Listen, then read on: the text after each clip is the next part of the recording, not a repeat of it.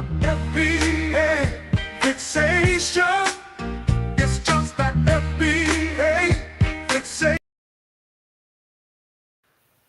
Blessed risings, good afternoon or good evening, depending on where in the world you are tapping in from. You got to keep in mind that Keep It P podcast is a global show. And today, on this episode of the Kuna Matata Hour, we will be discussing Patrick Mahomes recently joked about his nappy hair, but his offhand comment reflects something much deeper, and it's time to unpack it. We will be discussing this and more after these brief messages.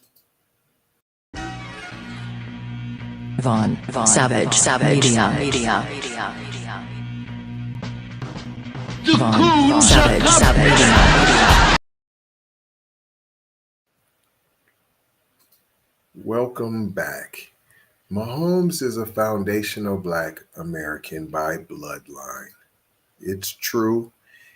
But if you ask him, he's going to say he's biracial. There's the shorter haircut. Do you see it? I should have had the what he deemed as naps. I didn't even pull it up for y'all. But it is on the thumbnail. That's the naps on the thumbnail. This is the new haircut that's not nappy.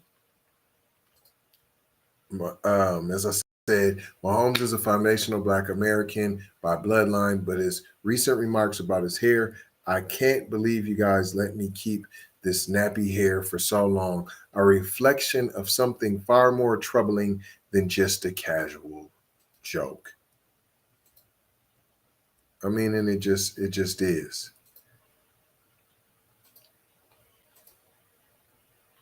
It's not funny. Jim Crow was a joke. Remember that. His words speak to a loud-standing issue in Black culture, the rejection of our own natural beauty. So let's break this down. Was it just a careless remark, or does it show something more troubling about his relationship with Blackness? Why did Mahomes, someone of Black heritage, feel the need to make light of something that has historically been used to demean Black people? Was he simply making a joke, or was it something deeper? Think about it. His hair isn't even what most people would call nappy. It's straight to loosely wavy. But Mahomes knowingly or unknowingly perpetuated the stereotype. It wasn't really about his hair. It was about distancing himself from Blackness. It was a performance for white audiences to make them feel more comfortable about him as a Black athlete. Right? So let me ask you, why do we keep allowing these moments to just slide by? Why do we? As a community, we keep rewarding Black celebrities and athletes who continue to distance themselves from Black identity, rather than celebrating those who unapologetically embrace it. So let's keep it real. This isn't about hair. This isn't even about Mahomes. This is a reflection of how we as FBA people have been conditioned over centuries to hate and deny our own natural features, including our hair, our noses, perhaps. Oh, you got a big nose. Nappy has been used as a derogatory term for generations, and yet here we have a prominent FBA figure, whether he wants to be or not. One of his parents, his namesake, he's a second. So senior El Nicarao. You only need one parent to be heritage and bloodline to be from the killing fields of the South, which he has, making him an FBA figure. Prominence, he's well known. So I'm not saying he's within the community and he does things within our community. I'm simply telling you that he's a prominent figure and his bloodline is of FBA, right? And yet we have this prominent FBA figure casually embracing it in front of millions, right? The stereotypes, he's embracing it. The derogatory term, he's embracing it in front of millions. Think about this. Mahomes is FBA by bloodline, yet he rarely acknowledges his heritage unless it's absolutely unavoidable, right? Time and again, we've seen him lean into his whiteness, presenting himself as a safe, non threatening version of blackness that's more palatable for the mainstream. Who am I talking about when I say mainstream? For the white people. That's who I'm talking about. Who's that? That is the mainstream. That's who he's trying to be comfortable for, right? Right. So that they can digest his blackness. This isn't just a reflection of him, it's a reflection of the culture he's in, one that rewards assimilation over authenticity, right? Like Shador Sanders, right? Right? He didn't make his blackness palatable, right? Right? He didn't avoid his heritage. He wasn't seeking and leaning into whiteness and presenting himself as a safe, non threatening version of blackness. That's why he slid to the fifth round. Besides, everybody knows the NFL is racist. Duh. But here's the big question. Do we continue to let these figures, these people who are supposed to be representing us, slide by without holding them accountable? Shouldn't we be calling out these behaviors and demanding more from them? How much longer are we going to allow blackness to be whitewashed for fame and fortune? We can't keep letting these moments pass without addressing them. We need to stand up for Black authenticity. Mahomes didn't just make a joke.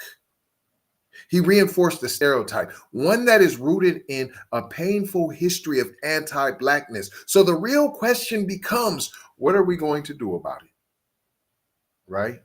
Right? Now let's even dig a little deeper. Mahomes, by virtue of his upbringing and career, is operating within a system where his blackness is a commodity. He's not celebrated for embracing his Black roots. He's rewarded for presenting a more acceptable version of blackness, one that's easier for mainstream, largely white. Yeah, that's what we mean when we're talking about mainstream. I explained this to you previously. And it needs to be digestible for America. Who do I mean when I say America? White people.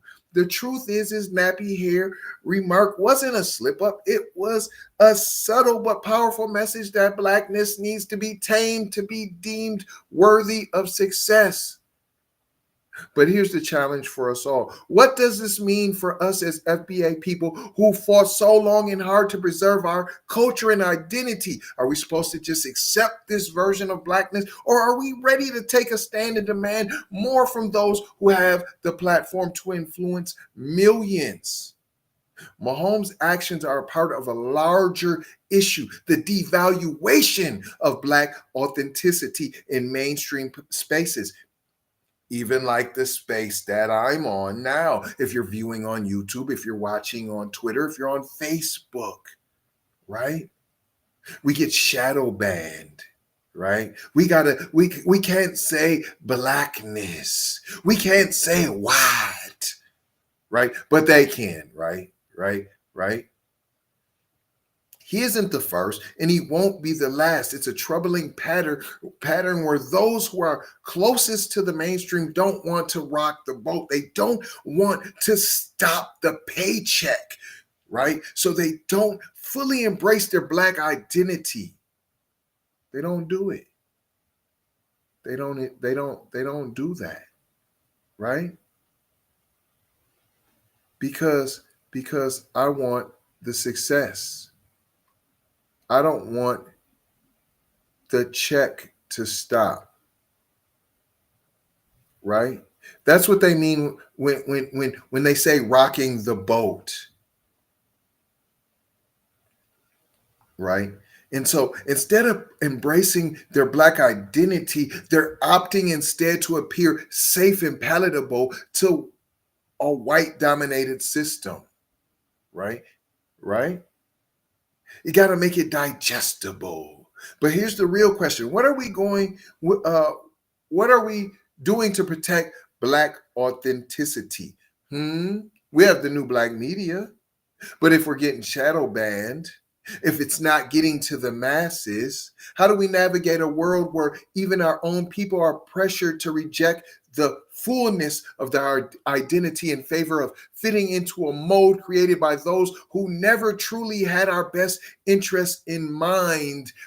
For example, tethers.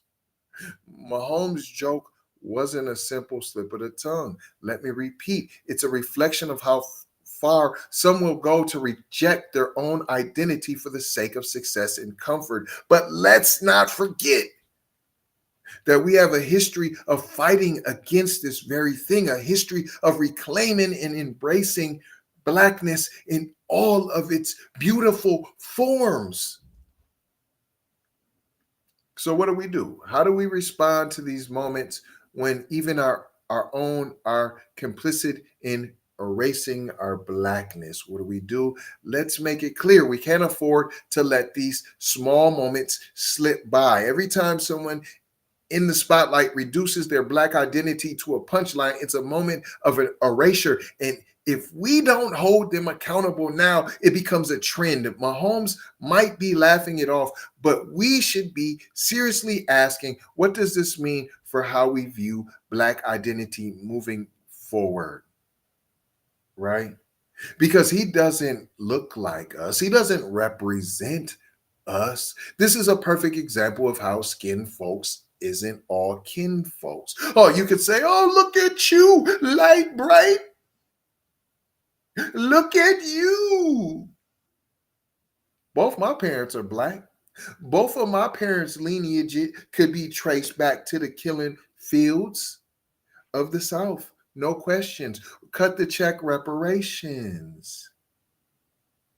But what does this mean for how we view Black identity moving forward? Are we going to let them continue performing these sanitized versions of Blackness, or are we going to demand authenticity?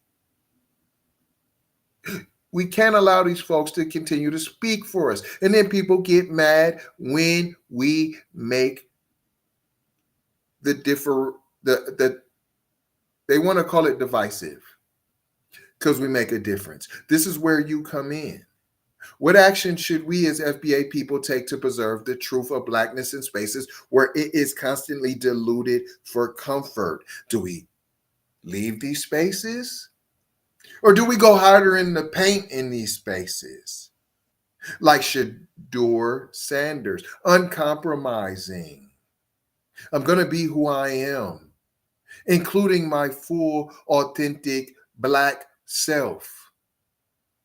If we don't start calling out these moments and having these hard conversations, we'll continue to see our culture and identity diluted, whitewashed, and commodified, right? Dollar bill, y'all. The choice is ours. But I'm not going to hold you. I'm just going to mold you, fold you, and scold you about being off code. I'm going to leave you with 4 words, as we always do around this time. Subscribe for the vibe, like for the spike, comment your vomit, and share if you care, if you dare to get Black empowerment everywhere. I'm going to leave you. We're on all of these platforms, right?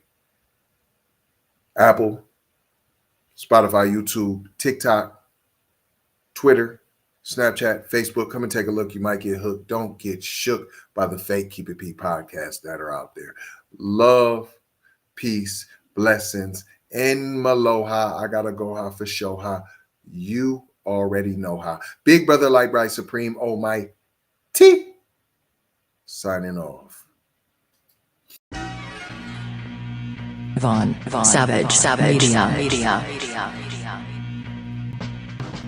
Von Savage Media.